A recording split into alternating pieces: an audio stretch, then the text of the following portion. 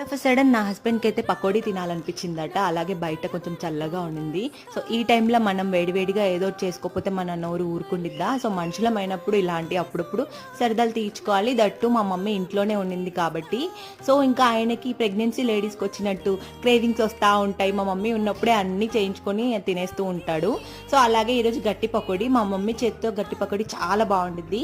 So process అంతా నేను వీడియోలో చూపిస్తాను, చూసేసేయండి, చూసి ట్రై చేయండి. బాగా వర్షం పడినప్పుడు వేడి వేడిగా మనం గట్టి పకోడీ చేసుకొని ఆ పక్కన టీ కాంబినేషన్ పెట్టుకొని ఆహా మస్తు ఉంటుంది, ట్రై చేయండి. అండ్ దీనికి మేమైతే టొమాటో కెచప్తో తీసుకుంటున్నాము. సో టీ టైం అయిపోయాక మేము పకోడీ చేసుకున్నాం అనమాట. సో చాలా బాగా వచ్చింది, టేస్ట్ అయితే చాలా బాగుంది. సో కొంచెం క్రిస్పీగా రావాలి అంటే మనం కొంచెం బియ్యపిండి యాడ్ చేసుకోవాలి.